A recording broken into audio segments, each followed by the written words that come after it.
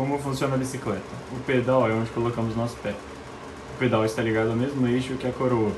A coroa possui uma corrente dentada que vai conectar a coroa às catracas, que por sua vez possuem o mesmo eixo da roda, que vai fazer o movimento de rotação em conjunto com ela. Ou seja, o percurso completo da roda depende dos diâmetros da coroa, da catraca e da própria roda. Observe o exemplo a seguir.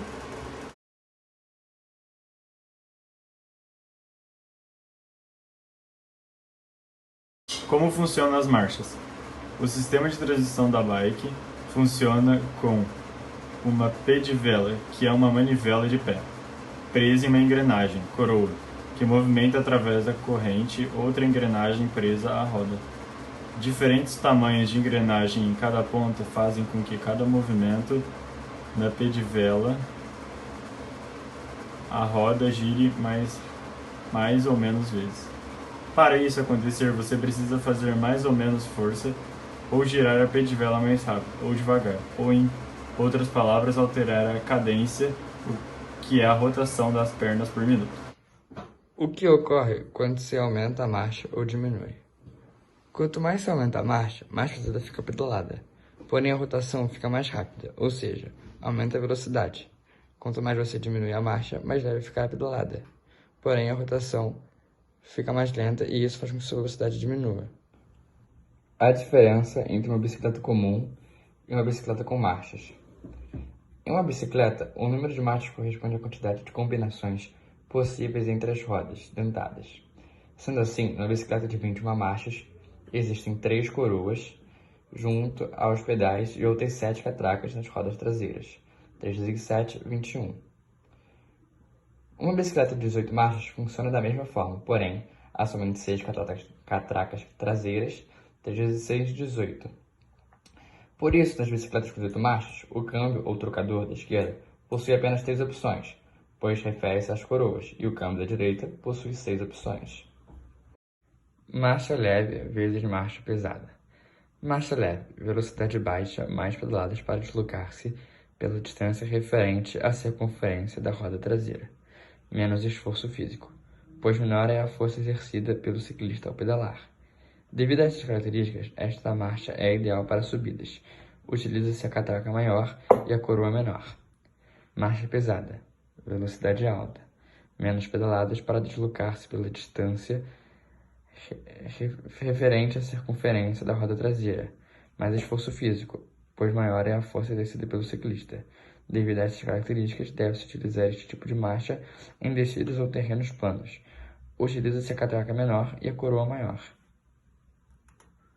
Aí, marcha leve vezes marcha pesada. Então, resumindo, a gente tem velocidade leve é menor que a velocidade pesada, e a marcha pesada é igual a R1 maior que R2, e marcha leve em R2 é maior ou igual a R1. Transmissão do movimento circular uniforme. Quando se pedala em uma bicicleta, executa-se um movimento circular em uma roda dentada, que é a coroa, através dos pedais. Esse movimento é levado por uma corrente a uma segunda roda dentada, de menor raio, catraca, que fica perto da roda de trás. O raio da coroa deve ser maior que o da catraca. Fórmulas: V igual a WR, aí V é igual a velocidade linear e W velocidade angular. F igual a 1 sobre T, T é período e F é frequência. Aí é WA vezes RA igual a WB vezes RB e FA vezes RA igual a WB vezes RB. Mas qual marcha devemos escolher? O movimento de uma bicicleta se inicia quando aplicamos uma força no pedal. Essa força gera um torque no eixo de acordo com o comprimento da pedivela. Isso porque torque é igual a força vezes distância. Então, se chamarmos o comprimento da pedivela de R1 e aplicarmos uma força 1 no pedal, teremos que torque 1 é igual a F1 vezes R1. Mas para que esse sistema esteja em equilíbrio estático, ou seja, não esteja acelerando, devemos ter o somatório de torques no eixo igual a zero. Isso quer dizer que temos um torque igual a T1, mas de sentido contrário agindo no eixo. E quem realiza esse torque 2 é a força da corrente que tenta, entre aspas, prender o movimento. Chamando essa força de F2 e o raio da coroa de R2, temos que T2 é igual a F2 vezes R2. Como eu disse, o torque 1 é igual ao torque 2, o que muda é o sentido. Então, torque 1 é igual a torque 2. Ou F1R1 é igual a F2R2. E vamos deixar isso guardado. A corrente é quem efetivamente realiza a transmissão de forças. O que eu vou falar pode parecer meio esquisito, mas é tudo uma questão de ação e reação, ou terceira lei de Newton. Vou falar devagar para quem não está acostumado a tentar pegar a ideia. F2 é a força que a corrente realiza na coroa. Então temos F2', que é a força que a coroa realiza na corrente, que é a mesma força, mas em sentido contrário. Para equilibrar estaticamente a força da corrente, temos F3', que é igual a F2', mas de sentido contrário. F3' é uma força que é o peão que realiza na corrente. Então F3 é uma força que a corrente realiza no peão. De novo, é igual a F3', só que no sentido contrário. É uma reação de F3'. O que resulta nesse processo todo é um torque que eu vou chamar de T3, que é igual a F3 vezes R3, onde R3 é o raio do meu pinhão. Só que F3 é igual a F2, e podemos já escrever F2 como sendo igual a F1R1 sobre R2. Então, o torque 3 é igual a F1R1 sobre R2 vezes R3.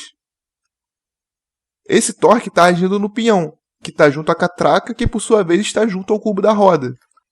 Como o torque é igual a força vezes distância, então a força é igual ao torque sobre a distância do ponto de aplicação.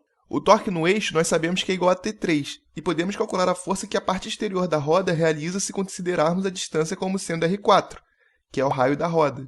Assim, F4 é igual a T3 sobre R4. E substituindo T3, temos que F4 é igual a F1 vezes R1 vezes R3 sobre R2 vezes R4. Essa é a força que a roda realiza no chão quando aplicamos uma força no pedal. Por ação e reação, o chão realiza essa mesma força empurrando a bicicleta para frente. Nós assumimos que a bicicleta anda a uma velocidade constante, sem aceleração, se essa força for igual às forças opostas ao movimento, como as resistências ao rolamento, os atritos internos, força de arrasto.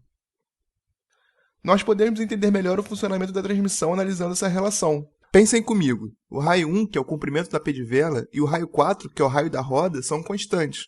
Nós não podemos mudar isso durante uma pedalada. E vamos supor também que a força 1 seja uma constante. Então o que temos é F4 é igual a R3 sobre R2 vezes a constante. Isso nos mostra que quanto maior o raio do meu pinhão, maior vai ser a minha força. A relação mostra também que quanto maior a minha coroa, menor vai ser a força.